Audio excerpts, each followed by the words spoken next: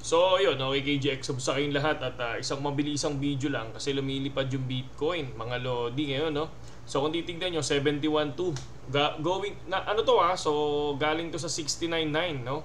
69.9, bumagsak to, mga Lodi, ha? Yan, ha? Yung area na yan. So far, bumuo siya ng bull plug.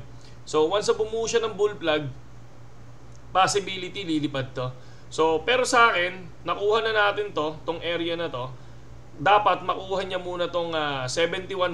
I think 71.4. 71.4 yung pinaka ano natin dito. Pinaka resistance natin dito sa area na to. Once makuha niya yung 71.4 mga Lodi, no? I think may possibility. 71.400. May possibility na lilipad to mga Lodi. I think yun ang tingin ko. Yun ang tingin ko mga idol. So, kung ano yung tingin nyo, kung sa tingin nyo tama ako, possible, diyan kayo mag-entry and then babaan nyo lang yung leverage nyo. Times 5, times 10, it's good. Kung sakaling bumagsak man, at least may bawi, di ba? So, huwag kayong mag times 100 kasi syempre very risky yon. Pero kung ikaw naman talagang risk taker ka, so wala tayong magagawa doon. So, sugal na for you yun. So, ayan ang ating nakikita, no? 71,400 Lodi. So, check lang natin yung iba. Kung titingnan naman natin yung graph natin, no? Kung pupunta tayo sa weekly candle natin. So, wag natin tingnan tong mga area na to. Sa weekly candle, green siya, no? Napapansin nyo, green tong area na to. So, kung titingnan nyo yung nangyari, no? Last 2021, eto siya. So, green plug. Okay? Yung pagka-green plug niya, umangat siya, no? From 54.22 to 60. So 8,000 USDT ang nilipad niya, no? Kung titingnan natin.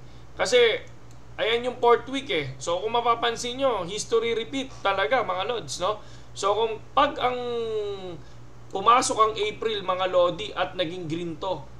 Naging green yung isa ulit, no? History repeat at nagkaroon ng nagpanibagong record ng Bitcoin. At ano yung pinakabagong record na sinasabi ko mga Lodi? Etong 1 month, no? Punta natin yung 1 month.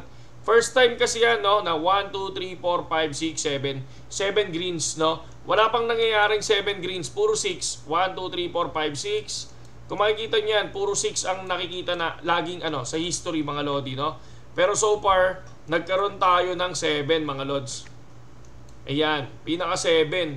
Ngayon, break the record na naman yan. Magkakaroon ulit ng panibagong history. Pagdating ng April, biglang lumipad yan. Mga Lods, no? Dalawa yung pwedeng maging possible history. Magkaroon ng 8 candles, no? Sa monthly time frame natin. Pangalawa, yung Bitcoin halving malapit na. At kapag ang Bitcoin halving, mga Lodi, no? Hindi nag-negative, hindi bumagsak yan. Lilipad yan, mga Lodi. So, break, break ang 71,400 mga Lodi. Break yung 71,400. Pero tingnan nyo, medyo pa yan. 1 month, punta tayo sa 4 hours ulit. Sa 4 hours naman natin, kung mapapansin nyo, hindi pa nagkuklose ang candle. Pero ako, 71,400. 71,400 tayo dyan mga Lodi.